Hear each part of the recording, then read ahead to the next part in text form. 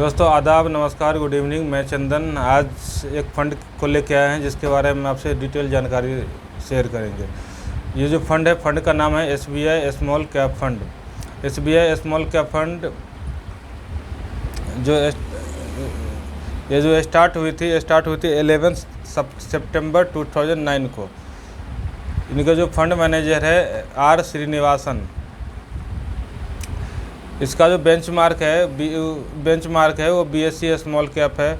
इनका जो total fund का टोटल फंड साइज है वो 11,830 करोड़ है, मई 2022 तक का।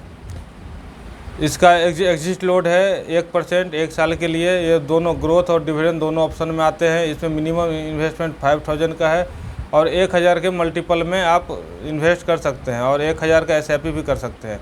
इसका जो करंट नैब है, आज 15 जून है, आज का जो नैब है 97 रुपया 20 पैसा है। इस फंड का जो रिटर्न है, 1 साल का लमसम का रिटर्न 7.26% और 1 साल का SIP का रिटर्न 1.22%। 2 साल का लमसम का रिटर्न 43.96% और 2 साल का SIP का रिटर्न 28.46% तो ये 3 साल का जो लमसम का रिटर्न है 23.61% और 3 साल का SIP का रिटर्न है 30.14%। 5 साल का SIP लमसम का रिटर्न है 17.20% और 5 साल का आपका SIP का रिटर्न है 21.35%।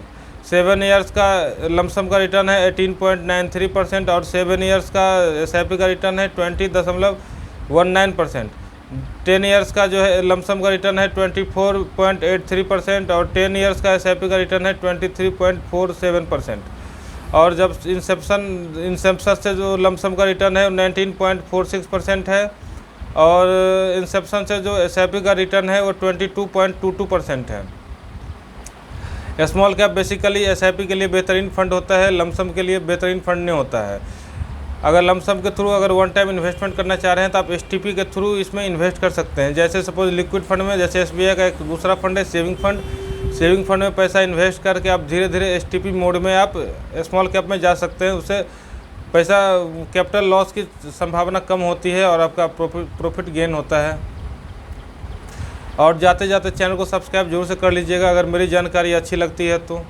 और हम हमेशा रोज़ एक नए फंड के साथ आएंगे और इसी तरह जानकारी देते रहेंगे। नमस्ते।